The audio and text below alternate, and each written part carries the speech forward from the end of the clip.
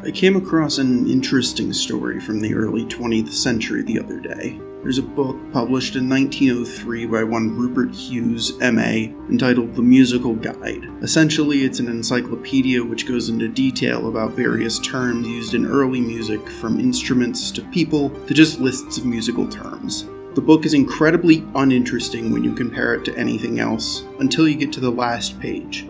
See, this is where our story begins, with the last entry on the last page of an encyclopedia containing what amounts to be the complete history of music up until the early 1900s. Shaw, noun of Maori origin. Definition 1, drum. Definition 2, fife. Definition 3, conclusion. Spelling, ZZXJOANW.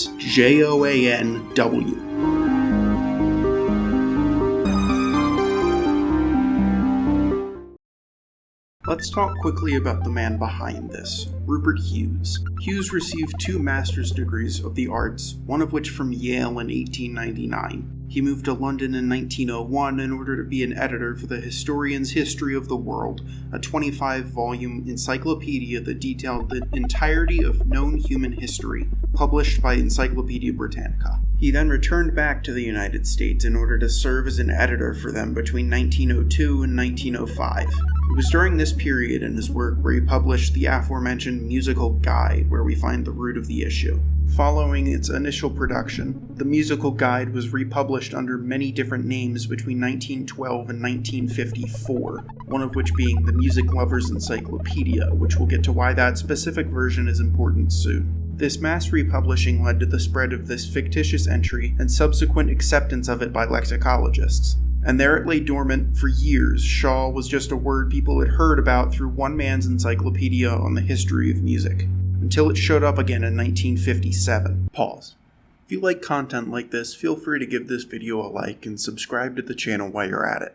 It would help me a lot. Now that's out of the way, let's get back into this story. The Tree of Language, a book by Helene and Charlton Laird, which goes back on an expedition through the history of language itself. It looks at how language and culture have shaped one another, how society has grown out of the advent of language, from the earliest languages of Mesopotamia and China, all the way through to modern English, French, German, Spanish, Italian, and more. It goes into detail about how each language sprouted from another, almost like branches on a tree.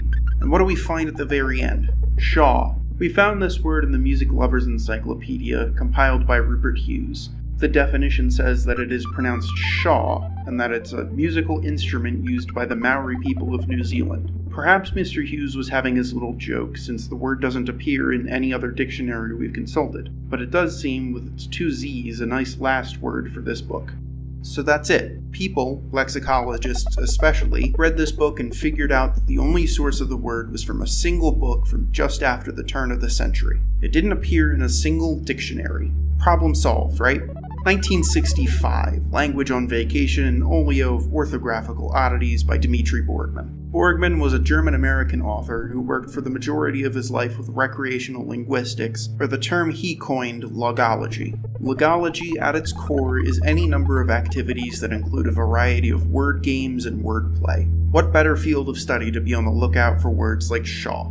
And that's exactly what Borgmann found, publishing this excerpt as a part of Language on Vacation. The Music Lover's Encyclopedia, compiled by Rupert Hughes, revised by Deems Taylor and Russell Kerr, and published in 1954, presents us with one of the most unbelievable, one of the most intriguing letter combinations to ever claim recognition as a word. ZZXJOANW. This spectacular word is so versatile that it possesses not merely one, but 3 different meanings. A, drum, B, fife, C, conclusion. The term is of Maori origin.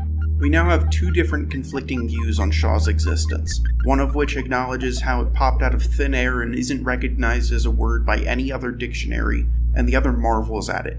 Borgmann sees Shaw as an absolute feat of the English language, or rather the Maori language, and Shaw's prominence in the lexicology space was growing at this point, with people still unsure of its origins. But what motive would someone have to just make up a word, especially one with such an uncommon spelling? One of the problems that led us to this point is that lexicologists have grown so accustomed to oddly spelled words that Shaw seemed to just be another entry in the already existing list of weird words. But it still wasn't in any dictionaries, so how could people consider it a word?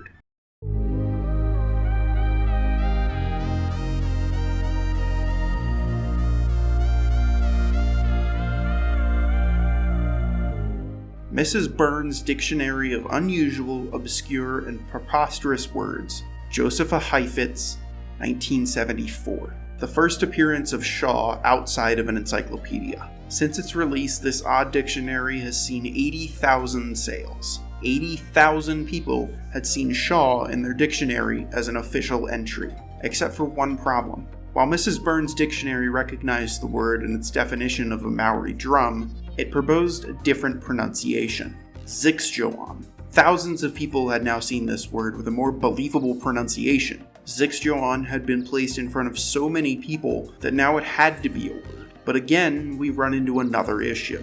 2 years later, 1976, Philip M. Cohen stumbles upon the word and questions it, severely.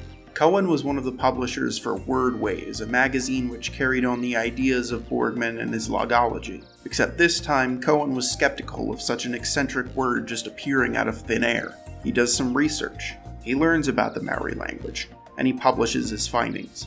There are a number of odd points here. The pronunciation, the curious appropriateness of conclusion is the last meaning of the last entry in the dictionary section. But the clincher comes when we look at Maori. Maori has no closed syllables or consonant clusters, let alone the conglomerations of Zixjoan, nor even a s or sh sound.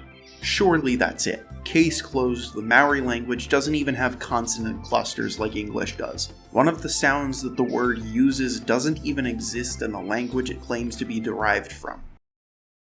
Well, actually we're not quite finished. There's one more thing we need to touch on before this case is truly closed. The most important part, actually, in proving once and for all that Zixjoan or Shaw, however you want to pronounce it, isn't a real word and never has been. There's one more place it shows up. It took 14 years before it came up again, and it appeared in what is probably the most unlikely place you could ever expect. Earth by David Brin is a science fiction novel set in a world where humans have shown complete disregard for the planet, causing global warming and eco-terrorism to run rampant. It's one of the most interesting novels I've ever seen, and I haven't even read it. I say this because the book made several predictions of what technology might look like in this type of world, and he got 15 of them right. 15! Here's the whole list. But that's not why we're here. We're here because buried deep within the predictive marvel of Earth, we find this. Auntie Kapurd tapped a steady beat on a miniature ceremonial drum, which some called a Zixjoan, while making fatidic statements about amorous goddesses and other superstitious nonsense. This use of the word went unnoticed by many at first, at least to the knowledge of the internet, but criticism about its use resurfaced in 2001 on a Google group page of all places. A post by someone named Dan Tilk contains the secret that completely unravels the hoax of Zixjoan. He writes, warning about an error in that book. At one point, Brin has a Maori, I think it was a priestess or whatever she was, playing a native drum called a Zixjoan. The problem is that Zixjoan isn't a Maori word and in fact is nothing at all like a Maori word. Furthermore, I understand that the Maori didn't even have drums. That's right, the Maori people don't even use drums.